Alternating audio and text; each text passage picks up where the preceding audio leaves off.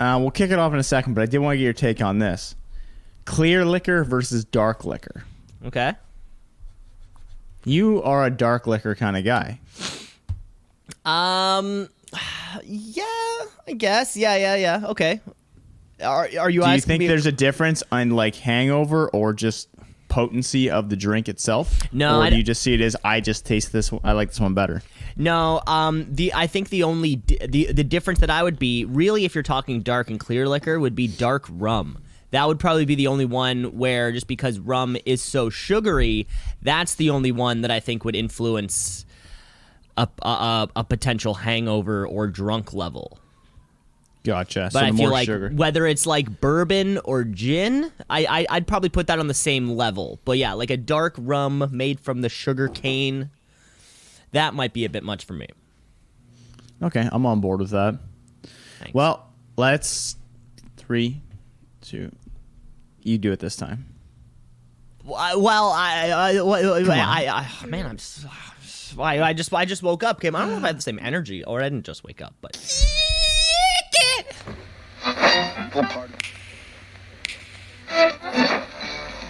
Continuing Tonight on Two C's in a Pod, 96.7 on your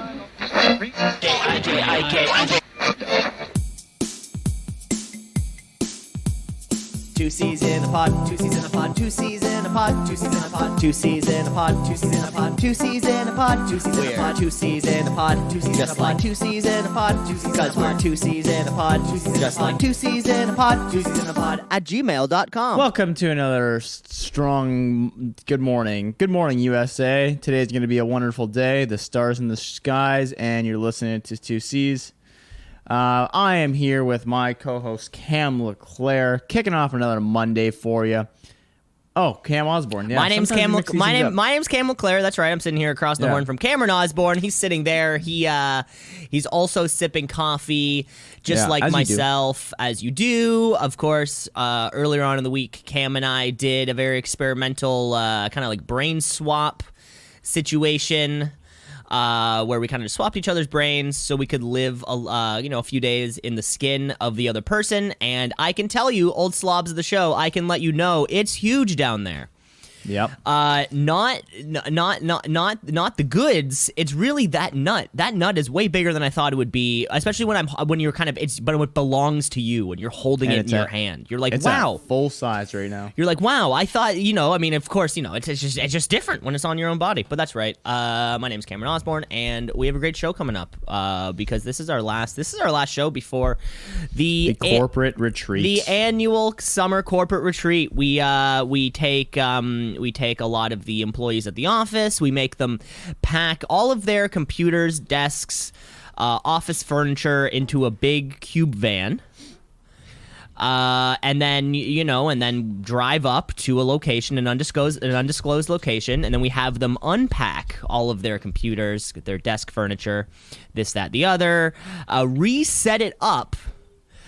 Because we can't really go a week without the wheels turning. No, the wheels never stop turning. This locomotion's headed to the top. Check iTunes for number one spot, because one day we'll be there. One day we'll be there. Is that the thing people look for these days? Is iTunes number one spots? I don't even know. 'Cause Probably that used to be a big thing. That used to be a big thing, and then then Rogan left. And then Yeah. suddenly the spot became available. Like, oh shit, anybody could be number one But now. also, who's on iTunes? You know what I mean? You go to Apple Podcasts. Yeah. You go to Google Podcasts. You go to You're talking about like Podcast iTunes Addict. specifically. Yeah, like no Well, one's in iTunes there anymore. is no. I don't think there's an iTunes anymore. It's just Apple Music. Okay. I think you can still I believe you can maybe still purchase music, like $9.99 for an album, but yeah, I think so many people are just kind of on Apple Music or Spotify. Like, streaming has taken over that thing. Yeah, they need to do that. Oh, we've already chatted about this. They need to figure that out for sports. What do you mean? Right now, it's so difficult to be a fan of a sport because of bullshit cable contracts. Like, if I want to be an NHL fan, I'm like, I can buy the NHL package, but I also have to have a subscription service and have to pay for cable for out of market games and shit like that. It's like, if I want to be a fan, let me just give you money on a monthly basis and let me watch what I want. Baseball, same kind of thing. Like, oh, you have to go through Sportsnet now to watch the Jays, and then you wonder why everyone streams everything illegally. Yeah, and there was an instance where like I wanted a channel that you had to have through a cable provider. So I tell my mom, like, if I'm going to give you $10 a month, or I'll just e-transfer you 120 now for the whole year, get it over with. And I'm like, could I do this? And she's like, yeah, of course. Like, here's like my account info, this, that, the other. I'm like, great. Call up Rogers. Hey, this is who I am. This is the accountant he is for. This is her name. I want this. I want this thing. And they're like, oh, we can't actually do that because like she needs to be the one to kind of authorize it. And I'm like, and then you call back and you're like, hello, like, this is yeah, hello, this is Cameron's mother. Yeah, like I don't want to, and then it's like, my folks are in their 60s. I don't want to like sit there beside them on speakerphone while they walk it through. It's kind of like this, like, it's like I'm not gonna like bother them with this. No. This is my thing. I don't want to be a burden on my parents just so I can like access a channel that I'm completely willing to pay for. What did you do instead? I have did you just cash not pay and for it? I stream illegally. There we like go. they made it difficult enough and inconvenient enough to the point where it's like, okay, like you went from like guaranteed having my money probably for a very, very, very long time to now just, okay, well, I'm gonna bypass you entirely and just go illegal with it. Yeah, I find when you do get in conversation with those like Bells and Rogers, the people on the other side of the phone aren't making great money, and they'll be like, well, you need to talk to your parents. Like, but do we need to? It's like, well, by law, it's like, but they're not here, and we're going to get this done today, so how are we going to do this? See, I would It's think like, the opposite. If they don't care about their jobs, if I was working at Rogers, somebody called me, they're like, I want to add it to my mom's account, I'd be like, sure, I don't give a fuck. But that's what I mean. I'm probably is like getting slightly more than minimum. Their default answer is, don't do, like, we can't do that. You're like, but what if we can? It's like, I guess you make a good point, sir. How can we help you today? You're like, let's get this done. They're like, okay. Boop, boop, boop. That's it. It's just a bunch of beep boops. It can't be that difficult. Like, I want to give you money. Yeah. I'm waving it in front of their face like a madman. Oh, I found a really good streaming site my buddy sent me over this day. I won't post it. I won't blast it out because that's how the FCC comes down on me. FCC has been coming down on us hard lately. Apparently, our 5-minute weekly recaps of Knight Rider is in breach of some kind of copyright law. Yeah, we got calls from them. We got calls from CSI Miami. Horatio himself called me. He said, what a great impression, but you can't do that. That's my character. It's called IP, intellectual property. NFT. It's called a non-fungible token. Non-fungible token. So contrary to popular belief, not a fungus. Remember last month when NFTs were all everywhere, and now we haven't heard about them for Still don't understand for 2 them. months? Still not planning on looking into them. I know. I just mean like I feel like there was a real buzz in the kind of the sphere of like everybody had an NFT, this, that, the other, and then like very, very swiftly left, and nobody did a follow up as to where it had gone. It's just like our headlines are asinine. Sometimes we say we'll follow up on them, and we never do. Sometimes they. Trust me, I have a follow up today. Sometimes they get followed up for us. Does that need to be a little pre-game? Sort of like follow up if ever that happens.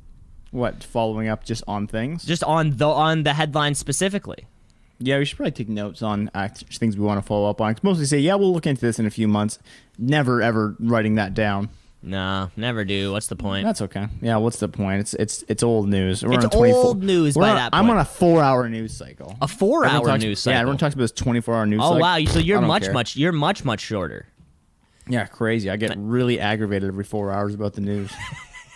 Every 4 hours, you are livid about something or something. Did you read the news today? It's insane what's going on in the Middle East. Yeah, your jowls have really became quite loose and flabby the way you just sort of... I tell you, Fox News is gone.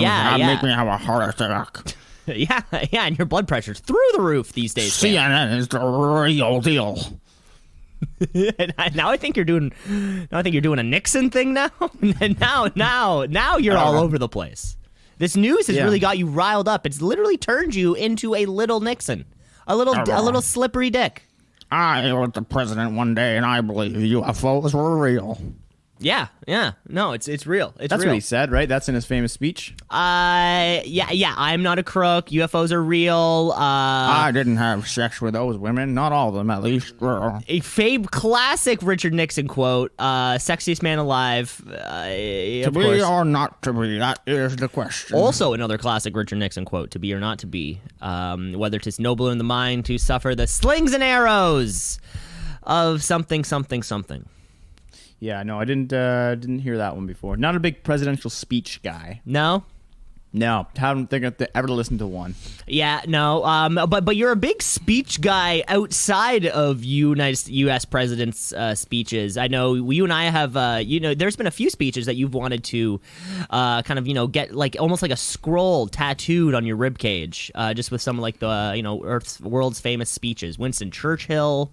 Yep.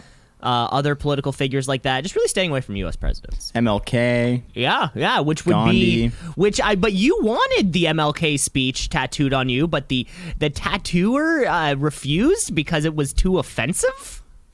Yeah, it was a little bit of a under the radar speech he made back when things were a little more tense. Okay. And he just and then nothing came of it. Yeah, nothing came of it, and the artist would refuse on that one. Would you ever get script on your body for tattooing? You don't have any. You got scroll. I guess you have a few words. You have a few words on your body. A few words, not a full tome or an extended lines. I got like garbage days on Tuesdays, scratched out because I moved. Wednesday. Yeah, well, that was rough because you really thought you'd be at your last place for a long, long time, and then very, very swiftly had to move. But you didn't. But then you did this thing where garbage day used to be on Tuesday, but then you actually scratched out the entire. You didn't scratch out day, you just scratched out twos, and then kind of put wends over top. So it still kind of reads like Wednesday. You want a little pro tip for the kids at home?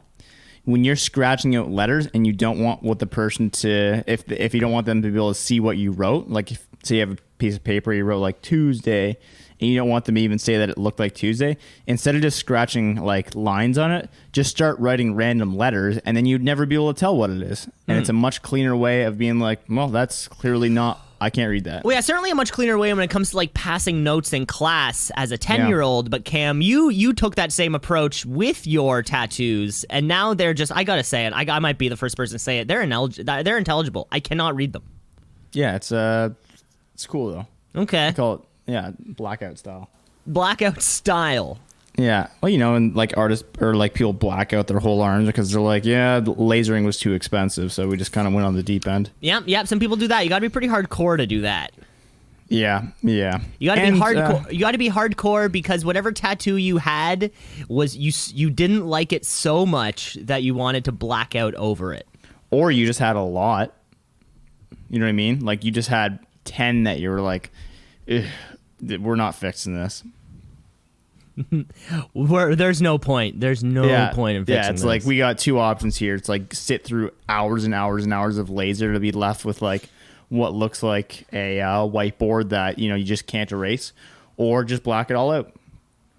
Yeah, black it all out, and then it becomes a chalkboard that you could write new stuff on. That's perfect. Yeah, then you can put some white ink in there. Apparently, white ink doesn't do well. I don't think so, but I don't. Who knows? What do I know about stuff? You know what I'm saying? Yeah. What do I know about? I'm a leading stuff? expert in stuff. Got him a PhD in stuff. I got a PhD in stuff. Yeah. Cam, that's fantastic. Oh, great. We should probably plow ahead with the show because I'm sure we have some amendments to make. No, we don't have to plow ahead. I was just gonna bring you a little something. Give me a little something. I was going to bring you a little something because, as we said, Caesar for a Sunday. As we said, our corporate retreat is coming up, which is very important to us. We here at Two Season Pod are very proud of the work that we've done in our local community, in the in the world at large. We the other organizations that we work with, and we here at Two C's are very proud to say that we are the first smoke free office. That is correct. Nobody in our office, we are completely cigarette free. However, as an unfortunate result, it appears as though every single one of our employees just vapes instead. So as a little note to them, I'm going to bring you a top 5. Here's a top 5. Here are 5 tips about things. 5 ways to... No, it's just a top 5. Top 5? This is a top 5, an area that we've explored before. Of course, you know, a lot of our employees are vapors, and we like to help them in all their vaping needs. So, here you go. Here are the top 5 rookie vaping mistakes. Ooh. When you're starting something out for... When you're starting something out for the first time, been there, yeah, of course. You know, here at 2Cs, we have a cigarette-free policy. However, you know, your opening package, you know, you kind of get a nice, you know, when you're hired, you get a nice canvas bag, a nice nameplate, and of course, you do get a vape. So we want to make sure that those vapes are stocked high and clean. And here are some of the mistakes that you can make. Coming in at number 5 is your PG-VG ratio. Can't mess up the PG-VG ratio. Now, of course, as we all know, the high Everything's VG, gone to salt nick, though. the vegetable glycerin, of course, that means thick clouds, as you know. Yeah. Chucking clouds, as the vapors call it. Yeah. All vapors know this by this point. However, we also know that high PG, prohypnol glycerin, means that powerful throat hit Yeah, that's what you're looking for. that vapors are... that vapors are looking for. That's what you're hunting for. So when you're starting off a vapor, make sure you pick up the right ratio for your coil or pen so you're not clogging it up or burning it out too soon. Or just not hitting that perfect cloud hit every time. It's all about the perfect cloud hit. If you're a vapor, if you Cloud vape, chaser or cloud chaser, you tell me. cloud chaser, cloud breaker, doesn't matter who you are, you want it. Coming in at number 4, we're talking about water contact. Because a lot of these rookies don't know that even a splash of water on your coil can wreak absolute havoc. Can't allow it to happen. And this is a point that we need to make, especially when it comes to the 2C's resort and spa that we find there on the basement level. If you're near a pool, sitting poolside, got a couple of White Claws, you got to remember to keep your vape far away and safe. And for those of you wondering, no, you should not be vaping in the shower. You might, you know, you're heading off to a party, you get a couple of those shower beers, which I've never understood. Is it a thing that you try to like maximize your time? Or I think it's a nice... Who doesn't love a shower? Let's start with there, Cam. Okay, showers, great. Yeah, everybody agrees. Do you like drinking a cold beer? You would have a cold drink in the shower. I don't get it. You answered your own question. I like both things. Let's combine them. I think it's really a time thing. It's a time crunch. You know, you have a very short period of time to get to a party. You got to drink beers in the shower. Let us know. Do you drink beers in the shower? twoceesinapod@gmail.com. I don't know. I'm almost 30, so I don't drink beer in the shower. Are you also almost 30 and drink beer in the shower? Let us know. twoceesinapod@gmail.com. Here's my only side note on it. If you already have one open, you're like, I should probably take a shower quickly. You don't want to leave the beer because it's going to get warm. Okay, I guess my follow-up to that would be, how long are your showers? 45 minutes to 3 hours. Huge discrepancy there. Huge. Cam, your water bill must be through the roof. Yeah. Coming in at number 3. Coming in at number 3 here. This is something every rookie has been through before. We're talking about burning out your coil. Oh, I can't be burning out the coal and getting that just tartar mouth. Once you start to notice that little crust on your coil, maybe a crackle when you draw, newsflash, it is time to change it. Pushing a spent coil beyond its limit will give you that foul taste in your mouth. But more importantly, it's going to make you look like a giant noob.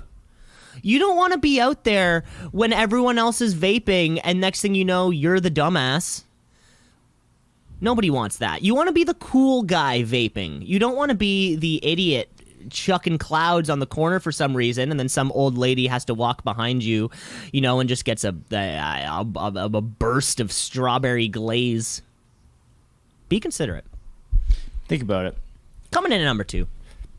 Rookie vaping mistakes. It's not cleaning your coil and your tank. Look, Cam, if you're switching from flavor to flavor, you got to swab out that tank and your coil before you start priming it with some fresh juice. You might be thinking to yourself, but I want the refreshing taste of strawberry with the creamy caramel mix. Well, no. Because going from blueberry cheesecake to ice menthol is not a combination you want to remember fondly. Let the professionals who create the juices guide your flavors. Cam, this is a simple one. Coming in at number one. Number one. Let's hear The it. number one rookie vaping mistake that goes out to all the Two Season a Pod employees. Of course, we're talking, it's using cheap liquids. Like building your own? Just using cheap ones. Even if the flavor is passable, many cheap juices are filled with additives that'll wreck your coil faster than gasoline in a diesel engine. Stick with the brands that take pride in their juiced harvest. I remember, speaking of diesel engine, I remember at my porta potty job, one time a guy filled up a diesel truck with gasoline. And then I don't remember what happened after that, but I think one's worse than the other. If you fill like a diesel tank with gasoline, that's really bad, or the other way around, a gasoline tank with diesel. One's very bad. One's worse than the other, but either way, you don't want to do it. One will seize the engine, the other one you just kind of like have a lot of smoke. One's clearly worse than the other. Why there's two, I'll never know. But Cam, those were your rookie mistakes to avoid. Right, and never forget this top 5, as well as the corporate treat, is brought to you by our proud sponsors: Philip Morris International, British American Tobacco, Imperial Tobacco Group, and Japan Tobacco International. Thank you for your support. Big Tobacco. This is big news. Because we here at 2Cs have united the 3 big tobacco lobbies to one common goal. We sort of sat everyone down in a room and discussed business plans, strategies, and these tobacco companies were able to put away decades of competition to each other to really come for one common goal, and that is, to just be cool again. Tobacco used to be so cool. And then all these moms came in and ruined it for everyone. Mothers against smoking at mass. Mothers against... Cigarette... No, mothers against... Mac. Yeah. And we just want to be a part of the new wave, right? Making smoking... Let's make smoking cool again. Let's make smoking cool again. They should have a commercials. Yeah. Oh, man, speaking of commercials, I saw a great one today, and I thought you'd love it. So I was up watching the BMW International Golf Tournament. I don't know why. I think it was just like sports, and I was up. So then the nice thing about watching these is you get like either international commercials, U.S. commercials, I don't know where this commercial is from. Anything rather than Canadian commercials are thumbs up. Oh my God, they're the worst. It's just like, do you like trucks? You might like this one, on sale now. And then the U.S. ones are like, I'm Ricky Bobby and go fuck yourself. This is big. Yeah, anyway. To this one, there's a like young married couple, and they're staring at each other. And she's like, did you bring the condoms? He's like, what? She's like, did you bring the condoms? He's like, what? I can't hear you. He's like, did you bring the condoms? And then the grandpa, who's like 50 yards away, he's like, Mike, she's asking if you brought the condoms. And then it's like, and then he's like, yes, I did. And then it goes to like the newest hearing aid technology. And I'm like, yes. Love it. You can hear a pin drop from 50 yards away. My question is, why is this woman bringing up condoms at what appears to be like a family barbecue? Oh, I have no idea why she's doing it. She's like what? You want to go? Horny. You want to have a quick shag in the pool room while your little cousin blows out the birthday candles? Yeah, and at that point, are you really bringing a rubber with you? Exactly, right? I feel like, if you're having sex at a family picnic, it's probably going to be spontaneous, right? It's not going to, because if you're planning to have sex at a family Christmas, that's that's a little bizarre. That's bizarre. That's a little bizarre. You're like, okay, like first we're gonna get there, gotta make sure, you know, the kiss grandma. Gotta give grandma a kiss, gotta mash the potatoes, make sure the peas are good to go, bang, come back. It's there's there's something wrong with you at that point. Yeah, you got to really think about your actions if you're planning on doing that at your parents' place. And also using a Jimmy hat. Is that what they call them these days, the kids? I don't know what the kids call condoms these days. I just assumed they don't use them. Yeah, I assume they don't. I assume they don't have sex at all anymore. I think that's kind of a thing of the past. I don't know. I don't know. Oh my God. This is another side story about how the kids these days. So you ever see like a group of kids? New segment. Kids these days. Yeah, kids these days. They do the darndest things. They do. Okay. They say and do the darndest things.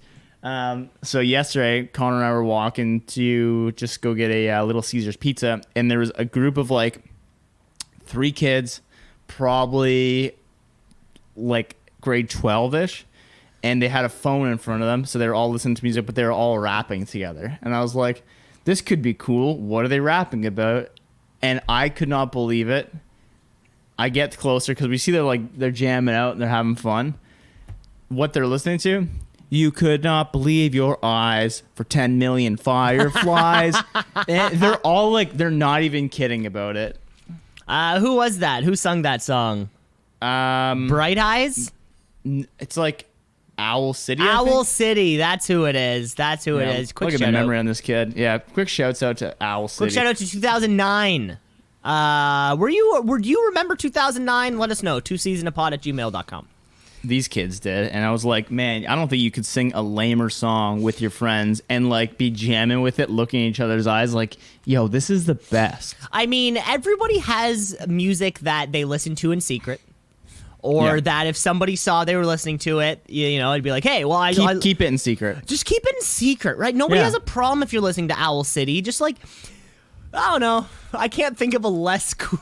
you said like that's what I mean. Like, don't do that in public. Yeah. To listen to like in public. And there was a group of girls at the next table, and then we came back, and they were gone, and then they were singing a different song that was kind of as like. I don't remember this one as well because the Fireflies one, you can't get any worse than that, but it was something around the lines of just like, and also what's 2011 pop. What's disconcerting there is, you know, it's 2021 now. Some of that music, I think I'm gonna peg that Owl City track at 2009, which means that this song is what 12 years old now, 11 years old now. Like to these kids, that song came out like when they were born. Yeah. Hey, is that like classic rock to them?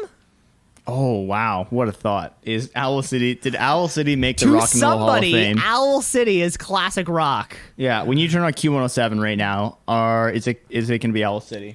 Yeah, it very well might. Eventually, one day, it would turn in. No, I don't even think Q107 would play that. I was asking my dad the other day about Q107. I said, "Do you like when you were growing up? Did any of the radio stations that are on now still exist?" He's like, I've always heard Q107. It's always been on as far as I know. Yeah. I'm like, ain't that a thing? Same with I think Chum. Yeah, I bet some of the bigger ones. Yeah. I'm curious to know. I'd like to see a radio station die. Like I want to hear the last day on air. There was that I think it was if you're here in Southern Ontario, 92.5 was like a rolling list of shit. It went from like one thing, and what it used to like it was, you know, it used to be like dance music, and then it was called like Jack, and there was no on-air voices. There may have been like a traffic person, but there was no like on-air taking up your time with a segment. It was just straight to more music. And commercials. Yeah, I remember that radio station has gone around, but yeah, you think about like the big ones that at least like you listen to, like Y108 is still that. Yeah. Even though it's 7.9, we look the other way. 102.1. 1.1, 104.5. 99.9. What else we got? AM radio, I feel like, is so cheap to produce and just goes across the country. But then again, you have to get the broadcast rights for a lot of, like, if you're a sports one, you have to pay for all the sports games, which sucks now that baseball does not have its own radio broadcast. Did you know that? It used to be 1010, I believe. No, it's 1050 TSN, which was, like, kind of new. And then there's 590, which is the fan, 590, which is both sports. And there's 1010 News Talk. I think that's it. Yeah, I don't know the other ones. There's a local one in Kitchener. I can't remember what that is. I think it's like... Man, I know people who would rather listen to baseball on the radio. I think it's crazy? beautiful. Well, the thing is... Oh, you're one of them. Okay, great. Yeah, because I'm good with that. Baseball's, it's tough to sit and watch a 4-hour game. But if you're doing something and you're like, let me throw on the baseball game, I can also listen to that while I'm mowing the lawn, right? I don't have to sit and watch a game.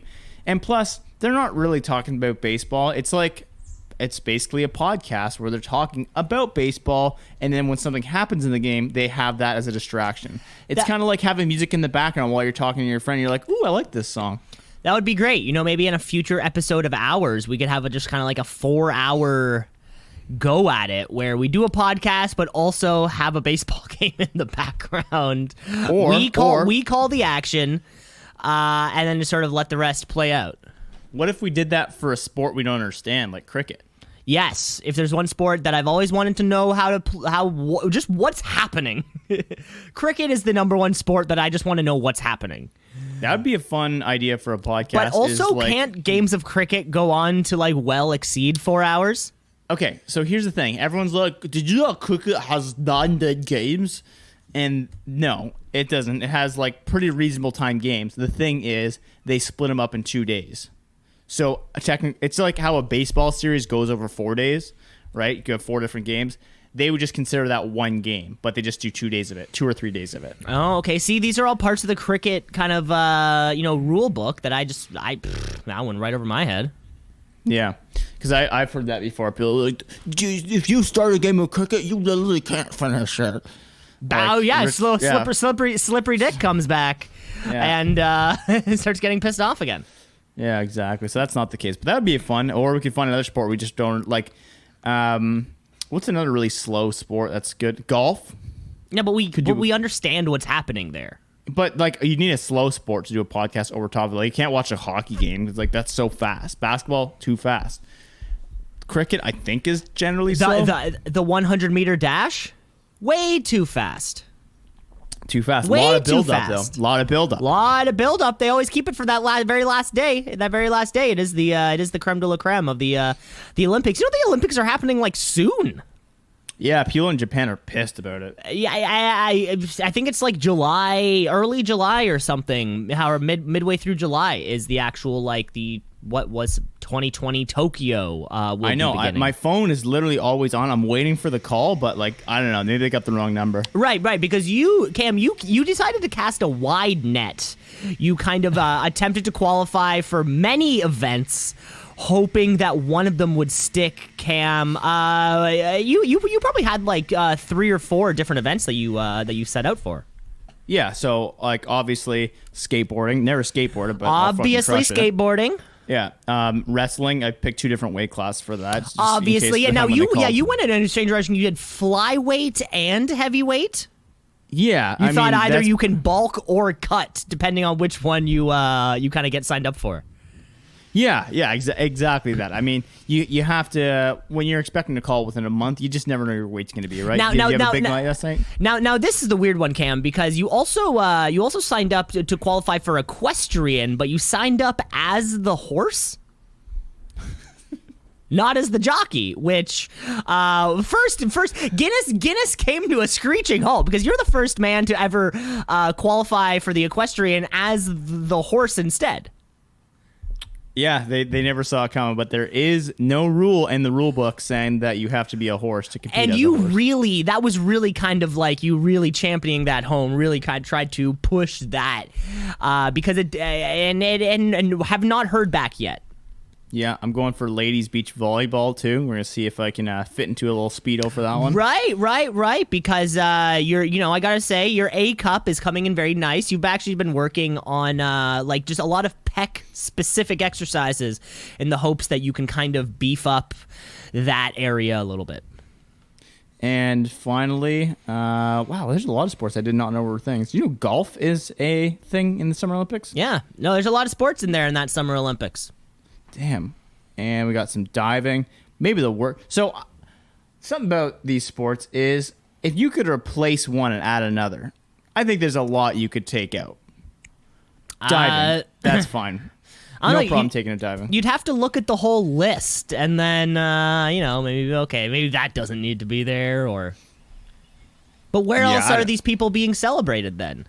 You don't celebrate them because they're shit sports. Like, I don't like that argument. It's like, but diving is nothing without the Olympics. Like, then it is nothing. Wow. If it only has one platform, then it's not a good sport. Right, so you think the only Olympic sport should be like hockey, soccer, tennis, golf, baseball, football, basketball.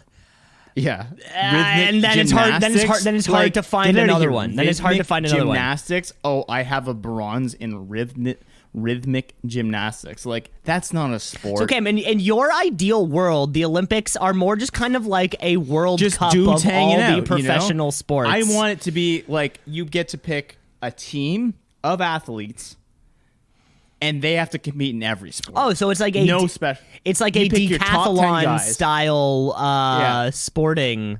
It's like today we're playing hockey. You're like, oh, that's good because we do have Marc Messier on the team. Yeah. He's like, he's not very good at anything, but we really hope that he'd be good at this. And sometimes, how fun would that be? Probably not that fun. Probably not that fun. Actually, yeah, you get a lot of low talent things going on. Yeah, well, I like the idea though. That's the thing, right? Whoever wins the decathlon never has the best score at any one of the individual events compared to the individual event, but they can do all of them better than anybody else can. Right. We should make our own decathlon.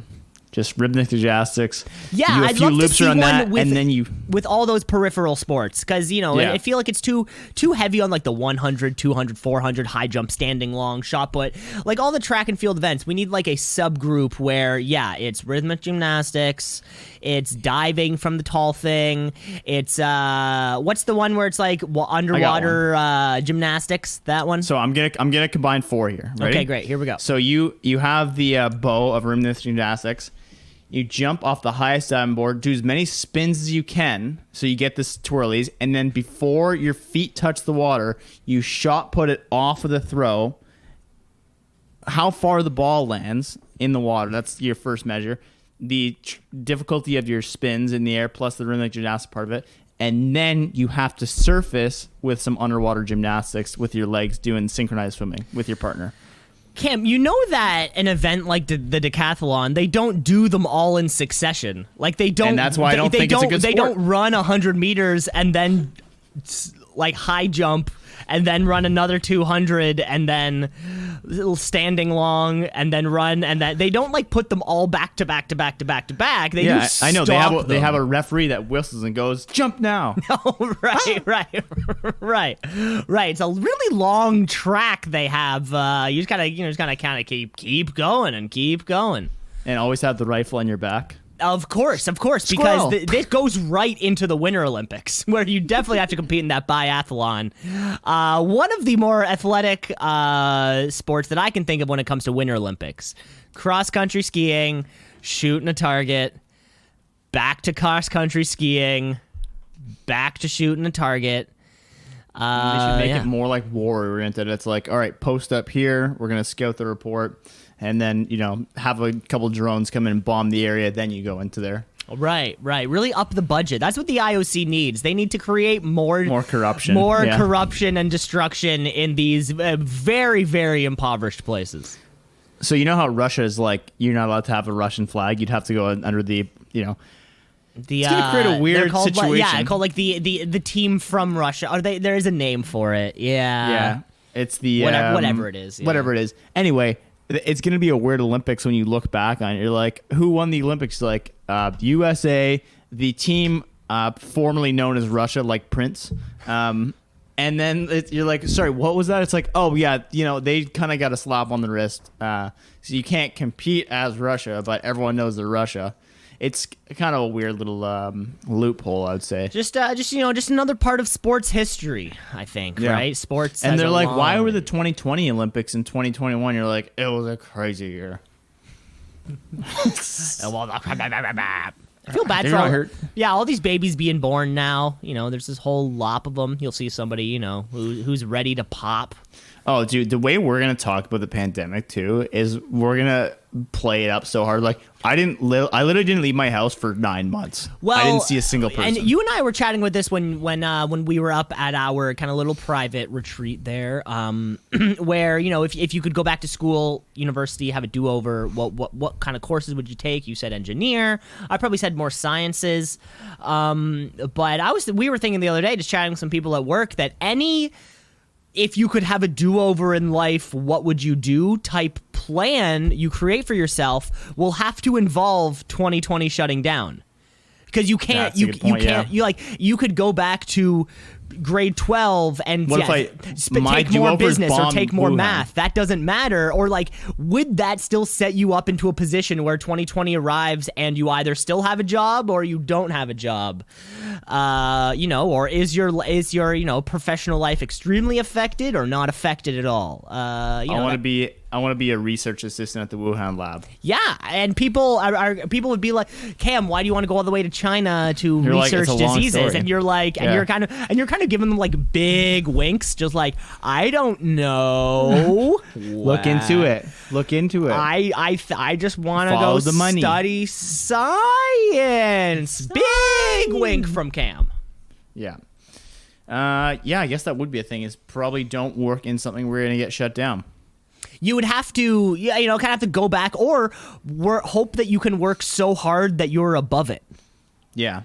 Or work just like our partners of the show, Philip Morris International, British American Tobacco, Imperial Brands Tobacco, and Japan Tobacco International. Big tobacco. Great stocks. Exactly, right? It's like, imagine that. Ask your kid, son, what do you want to be when you grow up? And you're expecting them to say, I want to be a fireman or I want to be a lawyer. And they're like, I want to work for big tobacco. I want to be a lobbyist. I want to be a lobbyist for big tobacco. Yeah, you're like, pharma's not cutting it for me. It's too clean of an industry. It's more tarry. What's a little dirtier, something a little less healthy? We're talking big tobacco. I would love to see. Oh, sorry. Go ahead. Oh, this is the second time I've cut you off now. No, you go ahead. Yeah, that's all right. I was gonna say I'd love to see a lobbyist in a building and he's really trying to make a point, and then at the end of this thing, he's like, you know what, officer? Nothing smoother than a Marlboro cigarette, and then just lights a cigarette, and the court's going nuts. They're like, oh, the court.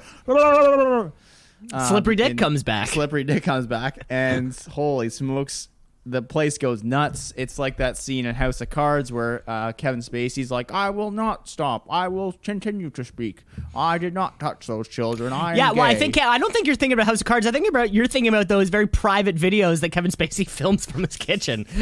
That's what you're thinking, which appears to be the same character, right? It's still the same character. Which we're unsure on what's going on there.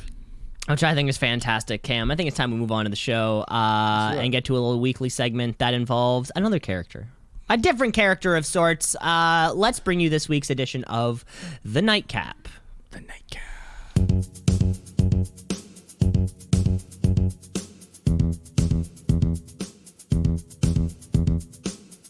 The Nightcap, a shadowy flight into the dangerous world of a man who does not exist. All we need is 5 minutes to recap this week's episode.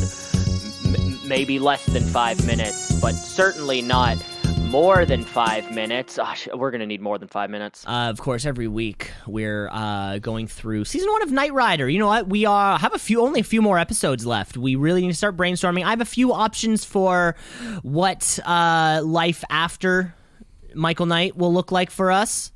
A couple of new show suggestions. Of course, we're looking for something older that we've definitely never seen but heard of. I think is also a very important kind of caveat. We have to have heard of it to maybe have a very, very, very, very minimal understanding about what's actually happening in the show.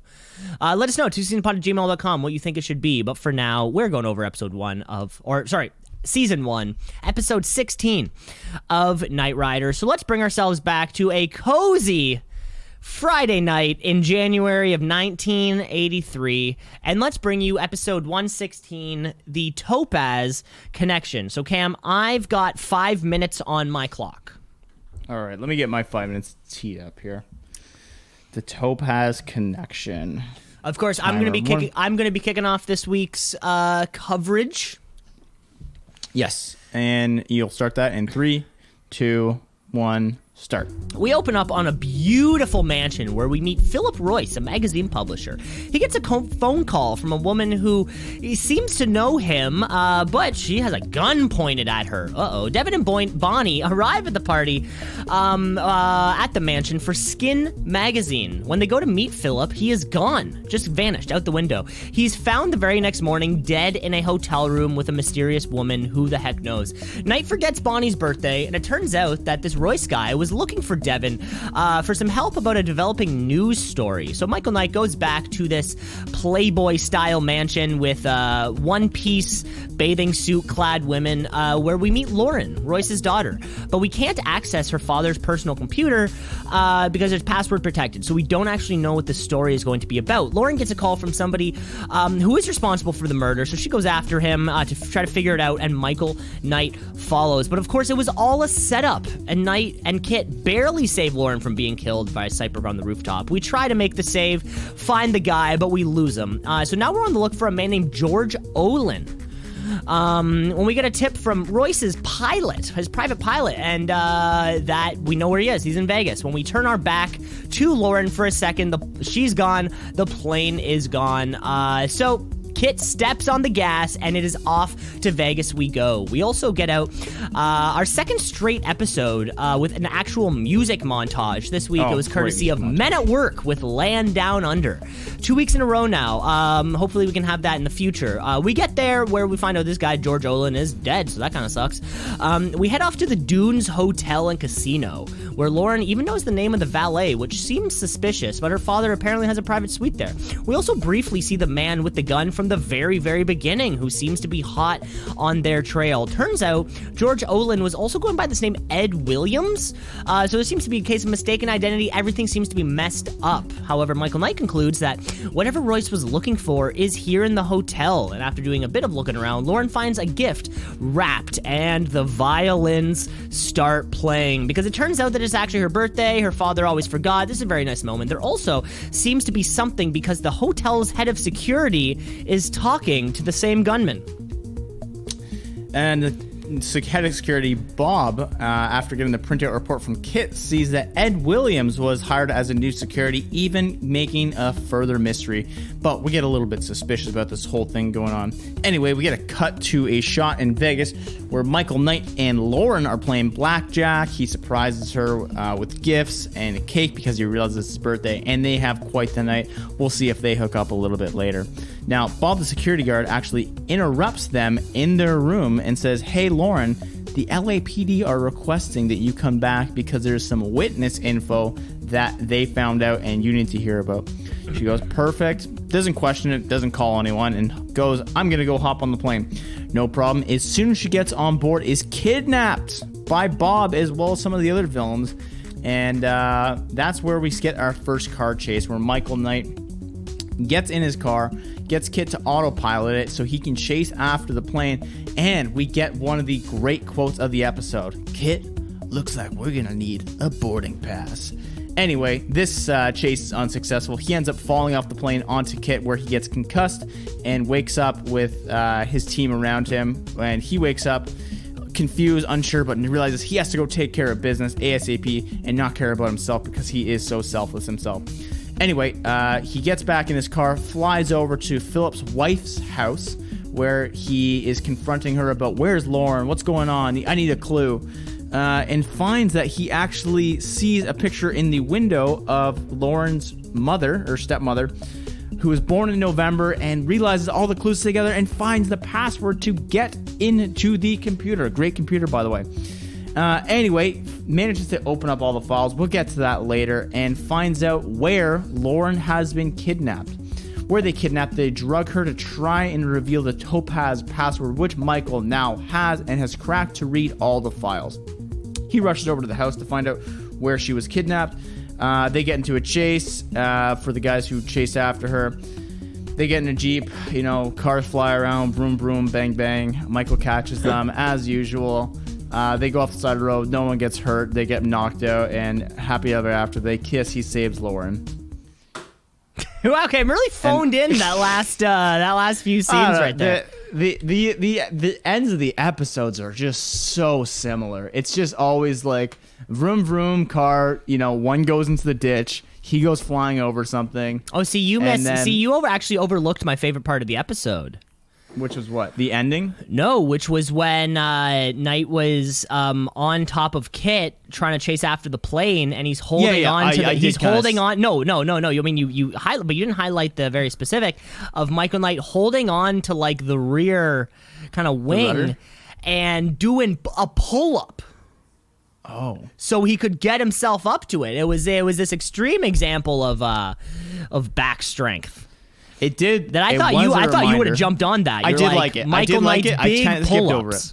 You skimmed over it. Did, but he used his leather jacket to hang around the back of the rudder to try and pull himself up so he could. See, because remember, the Cam, all of these physical feats you may see Michael Knight do and be like, yeah, I could do that. I could do that. I could do that. Could you do that in cowboy boots, jeans, a long sleeve shirt tucked in, and a leather jacket? Probably not. Like the attire, you would want to put on your nice pair of runners. Some stretchy shorts, maybe like a sleeveless shirt, so you can kind of have a full range of motion. But no, you can't. Nope. It's like I've always wanted to be in the FBI, but I can't run in a full suit. Those dress shoes would just give out instantly. That's my problem. I guess that's the only thing holding you back. I mean, if there's one thing I know about being in the FBI, it's got you got to be able to run around in a full suit. Yeah, and say freeze FBI. I practice that all the time. Yeah, you just in case, or just in case. Yeah, in case someone says it to me, I say it back, and then there's just commotion. You never know. You never know when you're gonna get the call. Cam, it's your time. You're like, I'm too old for this shit. You never know. That's why you have the second cell phone, right? It's not a work phone. I'm gonna be gone for some time. Take care of the kids. I gotta go kill the bad guys. Exactly. Yeah. That's what they say. Hey, President Nixon, is that you? Oh, God damn it, I love this country. Yeah. A lot of Nixon in this week's episode for some reason. A lot of slippery dick. Not entirely sure why, but he seems to have permeated his way into the podcast's lore. I don't know, maybe it's canon now. Who knows? It could be canon. God damn it. You never said it was going to be easy, but you never said it was going to be that hard. Classic Nixon quote. Die young. Classic That's what I Nixon say to him. quote. That's what I say to him when he calls me. He's like, "Oh yeah, is the job done?" I'm like, you never have to ask twice from me, President. For a guy who's probably 100, he's doing great, by the way. Yeah, is he? I don't know. We text. Well, he's dead, but he's probably 100. Cam, I think we went over this not too long ago. There's only like 5 living ex-presidents. We did go over this a little bit ago. I don't remember that. All right, let's crack on for our last game of the evening. Is President Nixon dead or not? We'll find out. That's the name of the segment. It's just looking into slippery dick. That's right. Let's get into our final game of the morning, because y'all gotta get back to work. I wonder, you can't be listening to Two-Season Pod. Your drive to work, your commute is probably over already, and now you're on borrowed time. So let's get into the very end of the episode. Of course, we're talking headline or asinine. Hey, headline or asinine.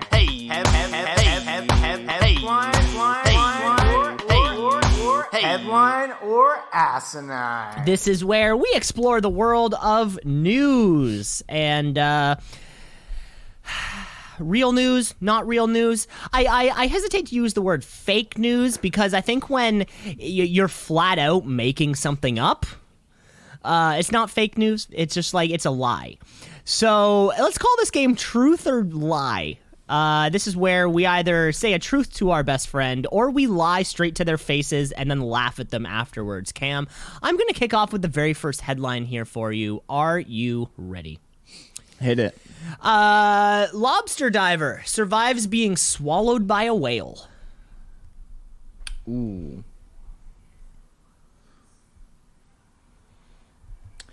Let's think. How do you get swallowed by a whale? Because I don't think whales typically go from the bottom up. I think they just go after big schools of fish. Now, I'd really hope it'd be like one of those SpongeBob type episodes where, he gets swallowed up, lights a candle inside of it, and he's like, whoa, look at it in here. And he can walk around down there. He can walk around. And there's it's other not people. Scary at all. Not scary at all. It's also like motionless for some reason. like they're able President to stand Nixon's up. down there. He's like, I've been That's here for where 4 Slippery years. Dick went. Why is he called Slippery Dick? I think that's his nickname. That's an interesting nickname. Well, Richard Dick. That's not that far off. Just put the word Why slippery. slippery? Because he was a slippery. Because Watergate, probably. Ah. That's like it all comes together. It all comes together. back to Watergate. Very Follow the quickly, money. Cam. I love how all you need is 2 questions to understand what the hell's going on. Just 2 quick questions. But back to the game. I'm sorry. Back to the game. Okay. I didn't mean to interrupt. Apologize. I'm sorry. I interrupted. Anyway, do I think this is possible? Yeah, and I imagine that he probably got scooped up, gave one big punch to the top of it, and he was like, let me out. I'm calling the police. Can I speak with your manager? And then he spit him out, and, he was never the same, but also a better lobster fisherman because of it. So what are you saying? You're saying something.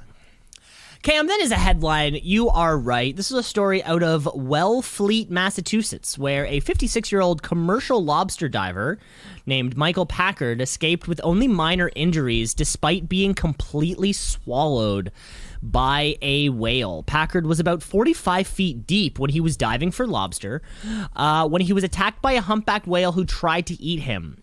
He said... this is his quote, all I felt was a big rush of water, and then it was completely black. I could feel myself moving and could feel my muscles collapsing around, or I could feel the muscles collapsing around me. What he actually said is, are my eyes deceiving me, or Right, is that the whale coming? Of course, big peg leg on this guy. He thinks so he felt what he can only describe as the sensation of being inside of somebody's mouth. He thinks he was in there for about 30 seconds. He was only able to survive for so long because he still had his scuba gear on. He was still able to breathe. 30 seconds, I say. 30 seconds. It was a long one. Although he did think he was dead, he thought it was all over. When he felt himself going upwards, as a last-ditch effort, he began to just writhe around. And when the whale surfaced, he spat the man out. Wow, incredible true tale of survival. You should write a book about it. I also like how they say minor injuries, and I feel like that's so vague. It's like, is a torn meniscus a minor injury? Well, they or do is this, like a scrape? Well, they'll do the same thing where, like in the NHL, they'll just say like he has a lower body injury. It's like that's literally half the body, my man. So, but that's what I mean. That's hiding it from the other team. What I'm saying is, you can just tell us it's the news, and I'm curious. It's like, for a full list of his injuries, click this link. Then it brings you to pop up, actual thing. Yeah, 6 surprising uses for apple cider vinegar. The last one will surprise you. Yeah, the last one, number 6. Holy smokes, we didn't know it could go up there. Headliner Asinine, Cam. Speaking of going up there, glory holes are socially distanced, says World Health Organization employee. Now, glory hole, of course, as we all know, it's a hole in a wall, and then you put something through it, and then there's kind of like an unspoken transaction of goods and services. I believe it's so to kind of create a little bit of anonymity. So, you don't have to make eye contact, because as soon as you make eye contact with the person, you might as well be married. Yeah. It says in the Bible. It does say in the Bible. Well, I think we did have there was a headline that we would have had probably about a year ago, which was a similar guideline about wearing masks during sex if you're, fooling around or something. My thing is, I feel like the people sticking their dick in a hole are not the people concerned about getting sick. Like, if you were concerned about getting sick, you wouldn't be shoving your dick in a hole in a shitty bathroom. So it's not as if that any sort of declaration will curb the type of behavior, because they're going to do it anyways. Now, what I would like to see would maybe be like kind of like a cellophane cover. And then, you know, when your penis goes through it, it sort of acts as like a condom kind of, you know, there's like a little bit of a physical separation. And then when that's finished, you just rip it off, pull the next piece of cellophane across. I'm glad that, you know, such large global health organizations are concerning themselves with glory holes. I really thought that would be pretty low on their list. They would be more concerned about, you know, like live concerts and, you know, sporting events. I like to picture that they had a board meeting where it was like, you know, okay, like today's bullet points you got to talk about. Yeah, how do we increase capacity at sports? How do we get concerts to happen again? And we need to bring glory holes back. It was maybe third, maybe fourth on their list. Who knows? I'm going to say that's asinine. That is asinine. I'm just thinking about how funny would it be if you were in a truck stop and you're just taking a poop. You're like, oh man, thank you. Like, I've been in the car for way too long. And then you look to your left and there's a little hole and just a little hammer comes out of it slowly. Like, oh no. I don't think, Smack it. I don't think I've ever seen a glory hole. I don't think. No, I don't think so either. Also, I think I would probably just get out of the stall if I did. Like, I'm like, yeah, like I'm I don't think here. I've ever been to a place, you know, like I picture that if that's like a grungy bar / truck stop thing, I'm not going to grungy bars or truck stops. Yeah, it's got a bunch of like arrows to it, like on the wall and stuff like that. Got a bunch of lot lizards, as they're known. Yeah, 3 p.m., 3 Here we p.m. go, and 6 p.m. every night. Headline. I got another one here for you. Higher in Ohio, emergency crews rescue sex doll after mistaking it for a drowning man. Oh, yeah, I could see this happening. It's our old boy who's at the sea. Arr, my eyes deceiving me, or as my sex doll left me in my boots again. Oh, Peggy, I miss her. I miss her all so much. She was not a real person. She was a sex doll. But once you get one report that a man's in the water, it's pretty hard to differentiate a sex doll from a person, especially when the waves, I tell you, were 7 feet tall. 7 feet above the boat, I say. That's a headline. Cam, this is a headline. This is a true SOS. Save our sex doll. This is a story coming out of the city of Hachinochi, Japan, which is on the northeast coast corner of the country. Police got a report of a man, somebody, face down in the water and not moving, right along like a pier, where it appears as though a lot of people kind of walk. You kind of think of like a Toronto Lakeshore type of, almost looked to be the same kind of thing. Police gets the report, and when the authorities show up to do a very heroic rescue, it turns out it was just a sex doll. Nobody quite knows how it got there or if it was a prank. I like to think of this as a great prank. There is a lot of video footage of it, too, from so many angles because it appeared to be a harrowing rescue. And a lot of people are filming this rescue to be wow, wow, wow. And then it's just a lot of angles of a sex doll. It was a male sex doll. I don't know if that helps narrow it down. On the videos, do they blur out the good parts? No, because it was all like cell phone footage, just kind of kind of found footage. So nothing was blurred out. And let me tell you, he was packing. Well hung. William hung. Our sure name wasn't Peggy, it was Paul. Okay, headline or asinine. All right. Man jailed 3 months for carrying 20-centimeter butter knife. Okay, let me get out the ruler. I'm not good with distances. Distances or amount of people in a space. Think about a regular butter knife. A regular butter knife. Right. Is that like bottom of knife to top, or is it just the blade? 3 months for a butter knife.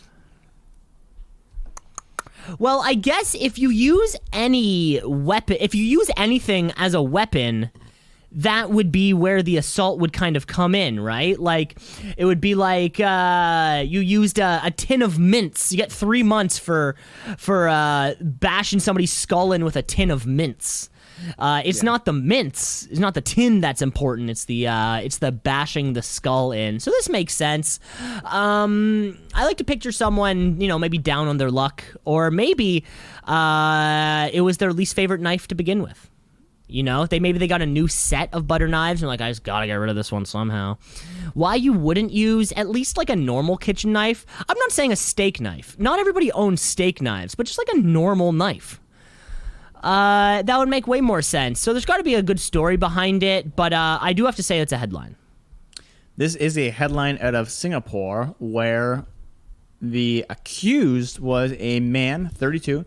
Only one name. He only has one name. It's Pung Gang Saffron. We're going to call him Pung.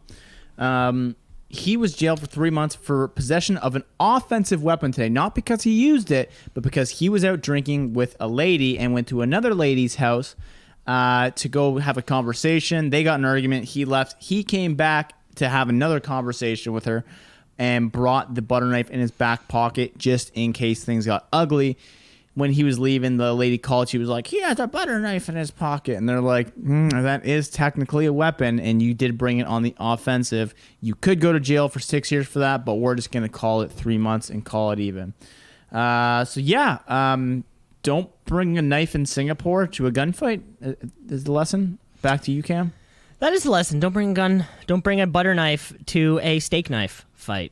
I think it's a real thing. Or yeah, that'd be hard to play off. How do you accidentally? Because if you have a butter knife in your pocket, that's like saying I want to use a knife, but I don't want to accidentally stab myself when I sit down. Yeah, exactly. It's a very like in the middle. Why you just wouldn't get like a pocket knife that collapses? So I don't know. Maybe they're less common in Singapore. That could be.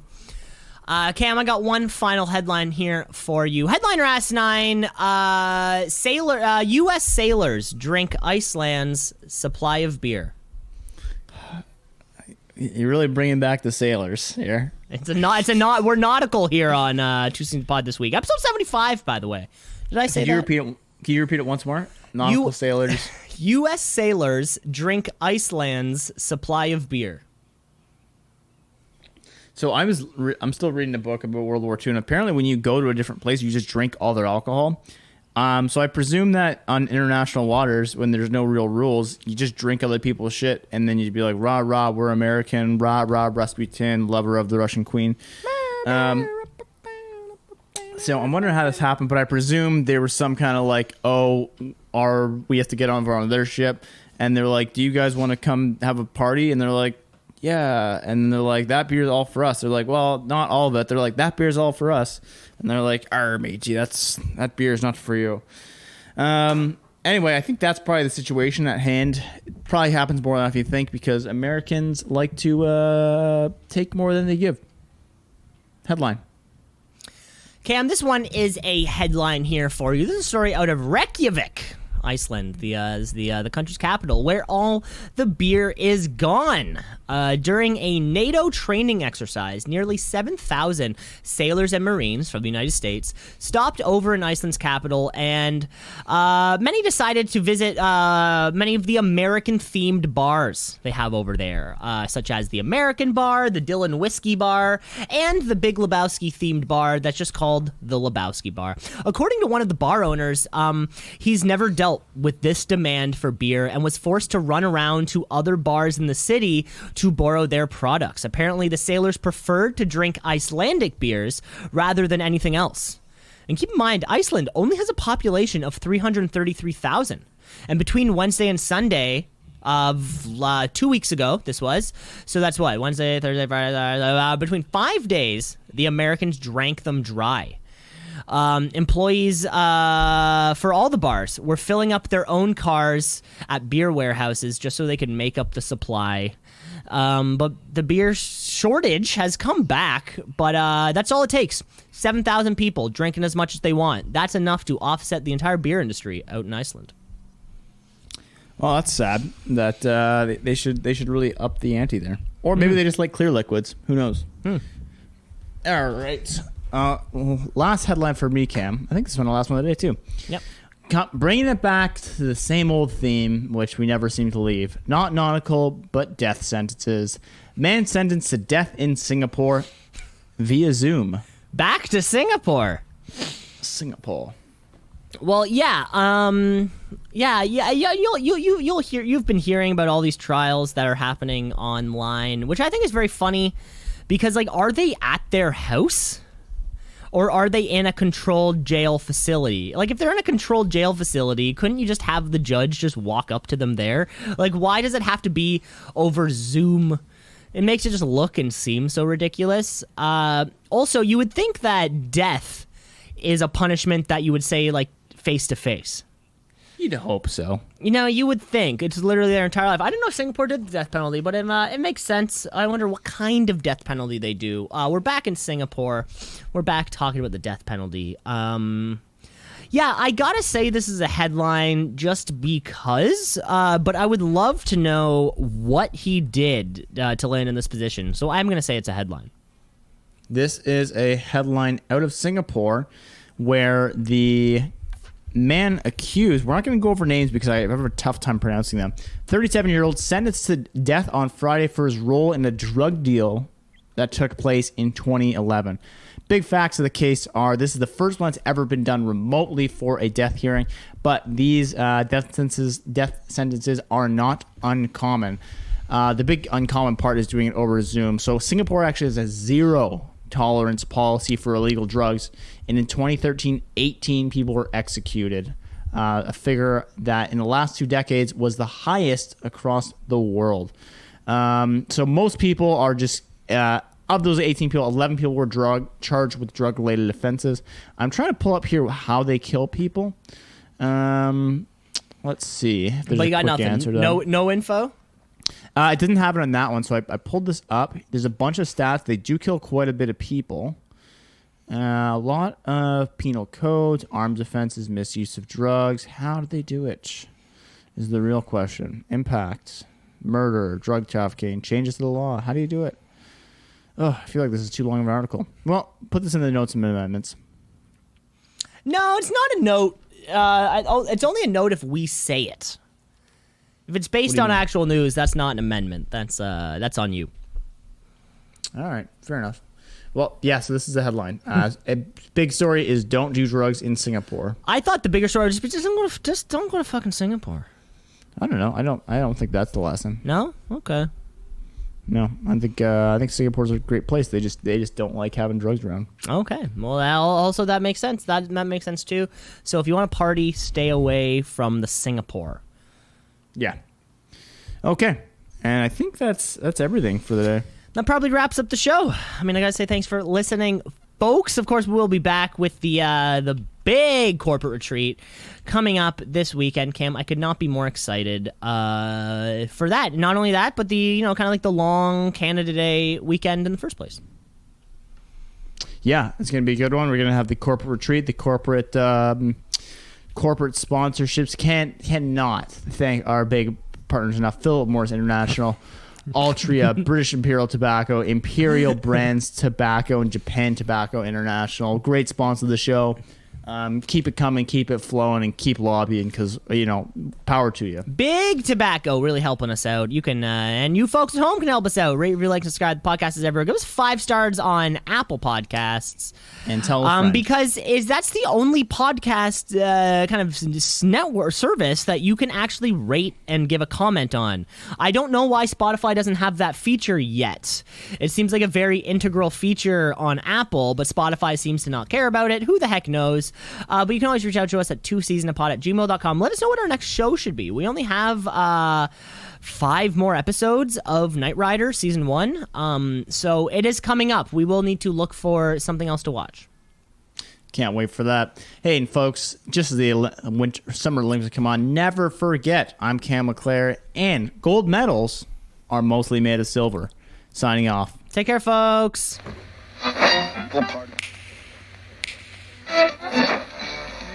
Continuing Tonight on Two C's in a Pod, 96.7 on your...